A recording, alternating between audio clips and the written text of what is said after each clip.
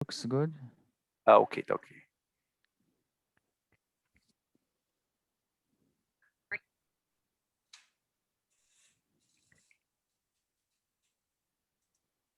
Very good. Maybe in order to keep somewhat on time with the original schedule, we should start the second talk of this morning. So it's my pleasure to introduce the second speaker, Nir Lev from Bar-Ilan University, who's going to talk about Fourier frames for singular measures and pure type phenomena. Nir, please take it away.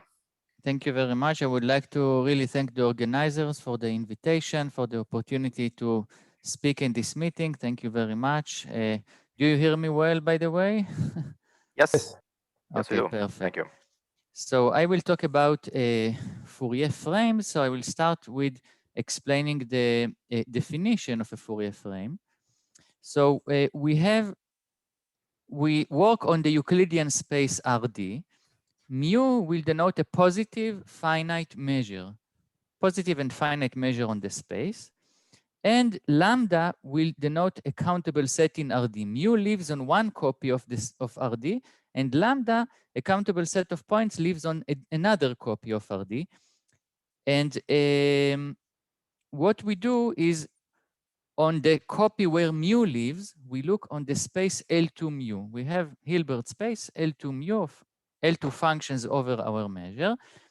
And on the other hand, for lambda, we think of lambda as a system of frequencies, and we construct exponential functions with these frequencies. Hold on just a second.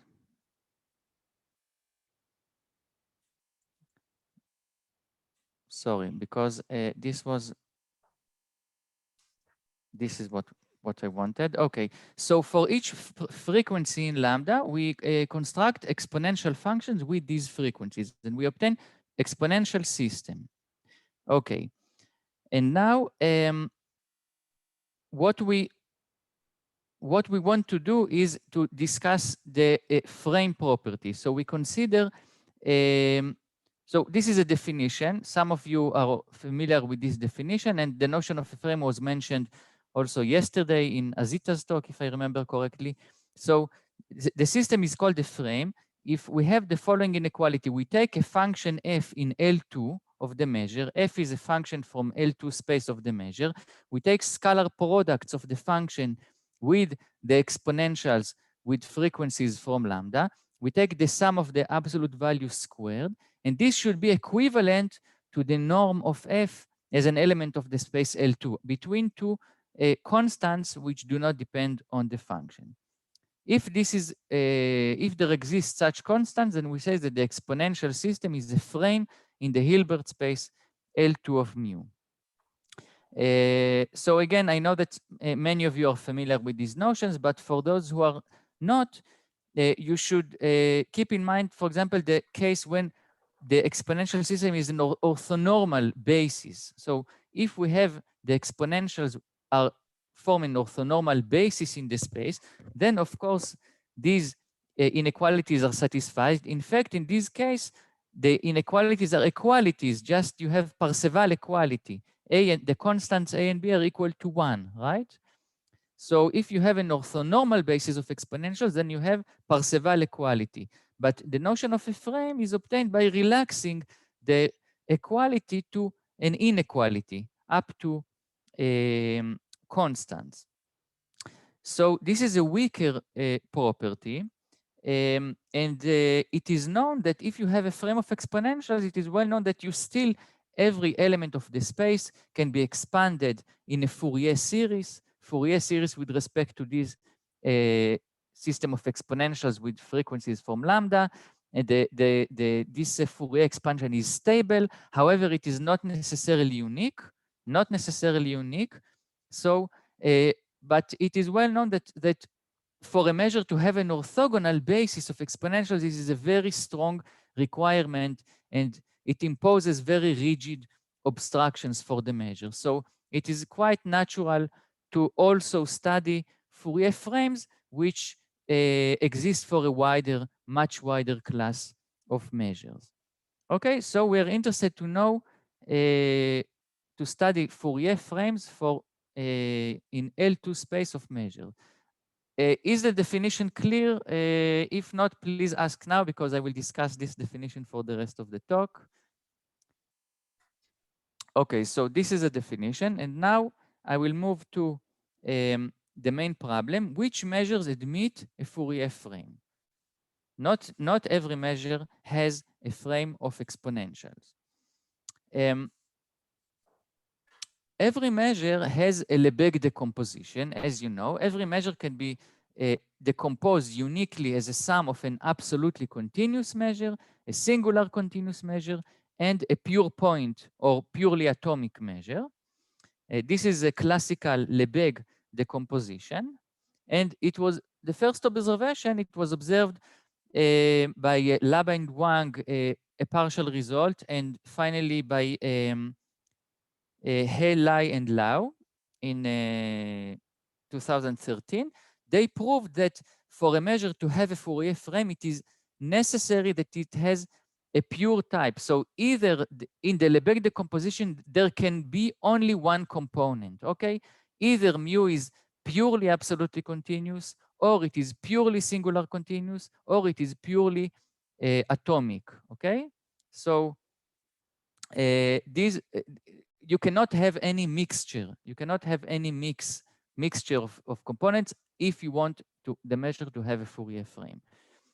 So this was the first observation, and it means that now we have 3 separate cases to study independently.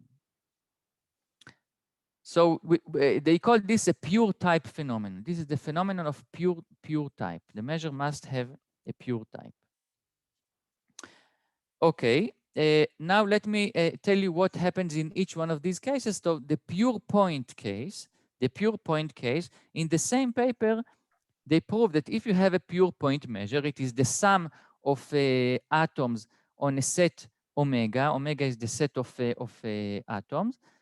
Then the measure admits a Fourier frame if and only if it has finitely many atoms. Okay, this is a complete characterization of the pure point measures that have a Fourier frame. So in this case, the space L2 is just finite dimensional. So it's just linear algebra. The absolutely continuous case was studied by it was studied by Lai and by Nir-Lev and Ulanovsky. They proved the following. So an absolutely continuous measure, it has a density function phi. Phi is the density of the measure with respect to the Lebesgue measure, and omega is the support, the essential support of the density. And then what they proved is that the measure has a Fourier frame if and only if the support has finite Lebesgue measure. So mu is supported on a set of finite Lebesgue measure, and on this set, the density is bounded from above and from below. So essentially, it is just Lebesgue measure restricted to a domain of finite Lebesgue measure. Okay, so Chun-Kit-Lai proved the necessity of this condition. The sufficiency is trivial for bounded domains, but for unbounded domains, it was proved by Nir-Lev and Ulanovsky more recently. So we understand completely the 2 cases of pure point measures, absolutely continuous measures, but the singular continuous measures are not well understood. This is the case that is still not well understood, that is interesting to investigate. So I will focus on the rest of the talk in the singular continuous measures. Okay, is it clear so far? Okay, excellent. So what is known about this case? Actually, for singular continuous measures, the first non-trivial result was discovered by Jorgensen and Pedersen in 1998.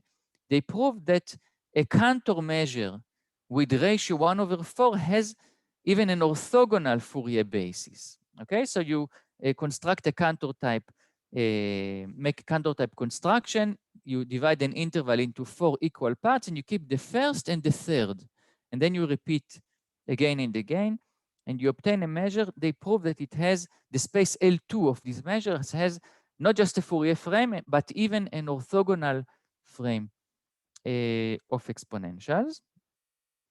And since then, they initiated an extensive study of these the subjects, and in particular self-similar measures were extensively studied. And today, by today, we have quite a lot of results on self-similar measures, which I will not be able to survey right now. But still, there are open problems. It is not yet sufficiently well understood. For example, here is a very natural open problem. What about the classical middle third Cantor set? Classical middle third Cantor set, it is still not known whether this measure has or does not have a frame of exponentials. I think this is a very interesting problem that so far is still open. Okay, I would like to discuss some other aspects of this subject. So there has been a conjecture, I think it was conjectured by different people, but Dudkai and Lai stated it even in their paper. The conjecture was that a measure with a Fourier frame cannot have components of different Hausdorff dimensions. So they conjectured kind of uniformity phenomenon, okay, similar to the pure type phenomenon that we've mentioned earlier. So it was believed that a measure with a Fourier frame must be uniform. For example, we can consider this notion of local dimension that Catherine mentioned yesterday. We can take a point in the support of the measure and we can ask how the volume of balls shrinking around the point, how the volume decays. And if it decays like the radius to some power, then this power is the local dimension. And it was conjectured that the local dimension is the same for all points of the support of the measure. So this is kind of uniformity conjecture for measures with the Fourier frame. In particular, you cannot combine measures of different Hausdorff measures, or of different dimensions, I mean. However, I would like to tell you about a result which I obtained that actually contradicted this uniformity conjecture. So this is a theorem, first theorem that I would like to present. And the theorem states that it is possible to find a measure on RD for the dimension is 3 or higher. In dimension 3 and higher, we can find a measure which is combination of arc length measure on some curve plus the hypersurface area on some hypersurface. So you have mixture of two components of different Hausdorff dimensions, but nevertheless, the measure does have a Fourier frame. Okay, so it means that, and this is really a very simple, geometrically it is very simple. So a measure, so generally speaking, there is no uniformity phenomenon for singular continuous measure. So this was one result that I obtained. Actually, this is, so I call this a mixed type measure. Okay, this is a measure of obtained by a mixture. Actually, this theorem was a result of a more general construction that allows you to construct many examples of measures that has a Fourier frame. So let me explain to you this more general construction. So suppose we have the space Rn and we have space Rm with two different dimensions. We take a measure mu on Rn, we take a measure mu on Rm, and then we use them to construct a new measure. What is this new measure? It is not the product measure, not the product measure. What we do is the following: we take mu times delta plus delta times nu. What it means that we consider the Rn as embedded in the product space. And so mu lives on this n-dimensional space, okay? It's just a copy of mu. And nu lives on this m-dimensional subspace, okay? So it is a measure supported on the union of two linear subspaces of dimensions n and m. And in particular, this means that you have a singular measure. Even if the original measures were not singular, this new measure is singular. Okay, so for any two measures, we obtain a new measure rho, which is a singular measure. And then I was able to show the following theorem. Suppose that the two measures you started with are continuous, have no atom, and each one of them separately has a Fourier frame in its respective space. Then this new measure obtained from them also has a Fourier frame.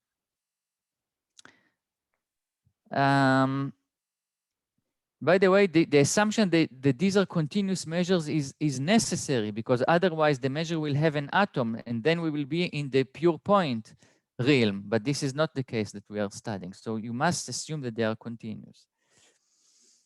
So, so you understand that my previous theorem is a consequence of this, because you can just take Lebesgue one-dimensional Lebesgue measure and say two-dimensional Lebesgue measure and then make this construction and you get this counterexample. I will not discuss the proof of this result, but I want just to say that you cannot just take, for example, maybe first naive choice. So you have a set of frequencies for mu, you have a set of frequencies for nu, and now you want to construct the frame for rho. How to construct it? You cannot just take, for example, Cartesian product of these two set of frequencies. This will be a frame for the product measure, but not for this measure. This does not work. You can neither can you put a copy of the set of frequencies for mu on Rn and for nu on Rm and take the union. So these naive constructions do not work. You have to do something a little bit more, to something non-trivial to get. There is no obvious candidate what set of frequencies will be a frame for this measure. This is what I want to say. There is no obvious candidate. But nevertheless, the theorem is true. Okay, so this is the first result that I wanted to present. It is a result which allows you to construct examples of non-uniform measures or mixed type measures that have a frame of exponentials. But in the next part of my talk, I would like to convince you that pure type phenomena, to some extent, they are possible to establish. Not in full generality, but under some extra assumptions, you can establish some pure type phenomena. So I want to say that certain mixed type measures cannot have a Fourier frame.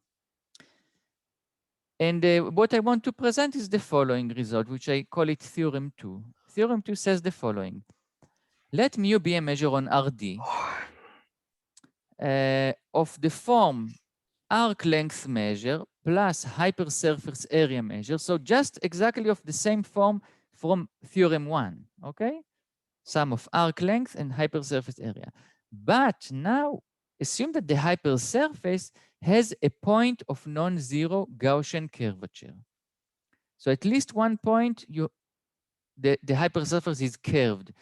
Then the measure cannot have a frame of exponentials. Okay, you keep in mind that in Theorem 1, the hypersurface was flat. Okay, it was flat. And now the second theorem explained to some extent why this flatness was essential, because if you have curvature, then the result fails. You cannot have a counterexample with the curvature. I would like to emphasize that in this theorem, the fact that the measure has no Fourier frame is really due to the mixture of the measures. So each pure component separately may have a Fourier frame. The assumptions do not, there is no abstraction for each component separately to admit a Fourier frame, but it is the mixture of them together, which is responsible for for mu to not admit any Fourier frame. So this is why I think of this as a pure type phenomenon. Okay, so this is the second theorem. And I do want to discuss the outline, at least the outline, or give you some flavor of how the proof of this result goes. So for simplicity, let's think that we're in 3 dimensions. Okay, just to simplify constants.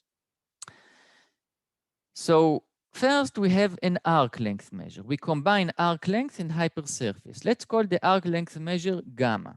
Okay, some measure on arc length measure on some curve. And now gamma is a singular measure, and therefore the Fourier transform, you know very well that the Fourier transform of this measure is not in L2. Certainly not in L2, because this is a singular measure. But how much it is not in L2? It is well known that if you integrate if you calculate the L2 norm of the Fourier transform on a ball of radius r around the origin, then it tends to infinity to a certain rate, actually like the radius to the power 2. Okay, this is because of it is a one-dimensional measure in three-dimensional space. So this is just classical result from measure theory.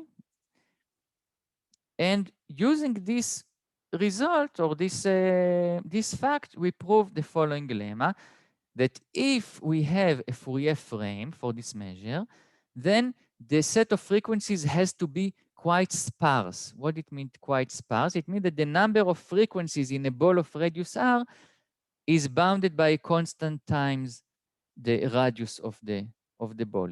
You cannot have many frequencies in a large ball, only linear growth in terms of the radius of the ball. Okay, so this is first part of the proof, first stage of the proof. Now in the second stage, we take our hypersurface area measure, which I remind you that we assume that at least one point there is a non-zero curvature. Okay, and now we could estimate the L2 norm. We could say again that the Fourier transform is not in L2 and ask how the L2 norms on balls behave, and we can prove that it behaves like a linear in R, but this will not help, because I remind you, but this does not take advantage of the non-zero curvature. And without non-zero curvature, the result is not true, because we have theorem 1. So we need to use the non-zero curvature, and it is well known that it gives you a pointwise. In this case, you have a pointwise decay estimate for the Fourier transform of the measure. So using this pointwise decay, which comes from the non-zero curvature, we can prove that that on the other hand, lambda cannot be too sparse on certain balls growing, on a certain sequence of balls going to infinity. So you can find a sequence of balls Rj, sequence Rj going to infinity, such that the number of frequencies in the ball of radius Rj is at least Rj to some power 6/5, or maybe a little bit less. Okay? This is the role of the curvature in the proof. And now by combining these two lemmas together, it is not hard to show that if now you have a mixture, you mix this arc length measure and this hypersurface measure together, then the measure cannot have a Fourier frame, because the conclusion of lemma 1 and lemma 2 does not fit together. One contradicts to the other. Okay, so Can I this ask is something, yes, please. Nir? Yes, sure. You make a point that the hypersurface has non-zero curvature. How about the arc length measure? Do you make any assumption about the arc length? It's not a straight line. No, it can be curved. I do not make any. That's what I wanted to ask. Yes, Sorry. maybe some mild regularity conditions. I'm not sure, but certainly it does not. It is allowed to be curved. It is allowed to be straight. Okay. Yes, in that's this what case, I wanted to know. Yes, yes. Thank you.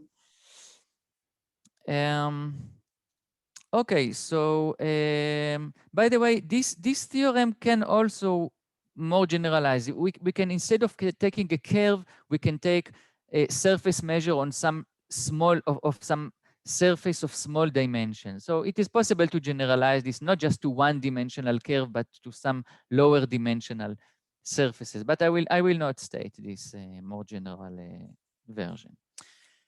But what I would like to do, I have to finish soon. So I would like to discuss a problem which I posed in my paper. And the problem was the following. Take the unit sphere,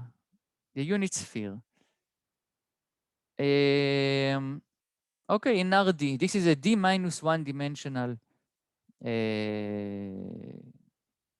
just sphere, and so you have a area, yes, the hypersurface area restricted to the sphere. This is invariant under rotations. And now I asked, does this measure has a Fourier frame? Does it have a frame of exponentials? And I thought that the problem was interesting because first of all, notice that this is a pure type measure. Okay, it is not a mixture of components of different dimensions. So pure type phenomena you do not have any obstructions which can come from pure type phenomena. I also knew that if you take a spherical cap, if you take just a part of the sphere, a spherical cap, then I knew that this has a frame of exponentials because it is a graph of a function, and I showed, this is not difficult to show, that the graph of a function, it is always possible to find a frame of exponentials. But for the entire sphere, without any exceptional parts, I didn't know the answer. But this answer was recently solved some time ago. It was obtained in a paper, very nice paper by Yosevich, Chunkit Lai, and Bochen Liu, and Viman, and they answered the problem. But I decided not to present the answer in my talk because Chunkit Lai will give on Tuesday a talk. He will tell us, according to his abstract, I understand that he will tell us more about the subject. He will probably discuss even more recent results than what I presented. And I'm guessing that he will also discuss their solution to this question. So I want to keep you in some anticipation, but maybe you want to think about it yourself, and by Tuesday, maybe you will be able to answer the question yourself. But if not, I hope that Chunkit Lai will discuss this on Tuesday. Okay, so I will finish here. Thank you very much. Thank you, Nir. So on behalf of the participants, I thank you for the excellent talk. And we have time for one or two questions. I have a question. Sure. So, Nir, going back to lemma 1, the constant in the lemma 1 in the upper bound is independent of R. Is that right? So, okay, what I want to try to say, I didn't understand. Well, lambda, you assume lambda is the Fourier spectrum, right? Yes, lambda is a set of frequencies, and we assume that the exponential system with frequencies from lambda is a frame in L2 of the measure. Yes. So then the right-hand side shouldn't be RQ? If in lemma 1, in lemma 1? If the D is 3, right, in dimension 3. So the L2 norm of the Fourier transform of gamma grows like R squared. And using this, we prove that the number of points of lambda in a ball of radius r around the origin grows at most linearly. Okay, the more singular the measure is, the more sparse lambda is. This is the ideology behind this lemma. So this is not that you're getting from the density property, right? That's what I thought. Sorry, what do you mean density? No, I'm not using Landau density results or something like this because they are not valid for singular measure. Yeah. I see. Okay. Yeah. Thanks for explanation. And the other question, I guess in the previous page to this one, I didn't write the number of the page. Yeah, here, yeah, in this example, if you have one measure which has a point of non-zero Gaussian curvature, so it doesn't have a Fourier frame. So my question, I guess, was that so does it mean that if you have a mixture of a linear mixture, right, like this one in theorem 2, if you have linear mixture of the measures and one of them doesn't have a Fourier frame, does it imply that the whole thing doesn't have Fourier frame, or is something naive I'm proposing? Yes, I mean, if you have a mixture and you want the sum to have a Fourier frame, first of all, it is necessary that each component has a Fourier frame, because if you have a frame for the whole space, you have a frame for a subspace of the functions supported on one measure or on the other. So firstly, you need each one of them to have a frame. But this still does not guarantee that the sum will have. And this was the point of this theorem, to show that sometimes each component has a frame, but the sum does not have because of this mixture. But I guess my question is that if one of them fails to have a Fourier frame, does it mean that any mixture will fail to have a Fourier frame? Yes, yes. So that's my question. Okay. Yes, yes. This is what I meant by the last remark in the slide. Each pure component may have a Fourier frame. So if one of them does not have, then certainly the sum does not. Okay. Okay. Yeah. Thank you very much. Very nice talk. Thank you. Thank you. Excellent. Thank you. So any more questions before? Yes, I have a question, Nir. Carlos? In the conjecture that you mentioned at the beginning of your talk, you talk about a measure having a different outer dimension component. What exactly that mean? That the support can be divided in two sets with different outer dimension, or you have some explanation of that?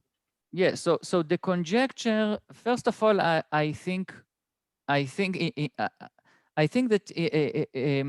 first you have to think about this as a philosophical conjecture, okay? Okay. But you can state it in several precise forms. For example, in their paper, Dudkai and Chunkitlai, they proved, for instance, that if you construct a self-similar measure with non-equal weights, then they prove that it does not have a Fourier frame. So this is a kind of non-uniformity. So this result actually supported their conjecture. But another form of the conjecture was that the local dimension has to be constant, okay? So for each point, you calculate the local dimension in this point. And one conjecture was that the local dimension does not depend on the point, that for all points of the support, it will always be the same. And this conjecture is certainly contradicted by theorem 1, because on the points of the curve, you have local dimension 1, and on the points of the hypersurface, you have local dimension d-1, and therefore. Okay, okay. Thank you. Nice talk. Yeah. Thank you. Thank you, everyone. And I think I can try to modify this conjecture a little bit. Maybe it's just a finitely many local dimension. I think that's not yet solved, I think. Ah, so you want to know if there could be infinitely many local dimensions. This is very interesting. Yeah, I don't know. Thank you. I will think about it. Very good. Yes, maybe we'll find the answer on Tuesday. No, I'm just kidding. Thank you so much, Nir. And I thank you. Thank you very much. Wonderful Thanks. talk. And I think we are gonna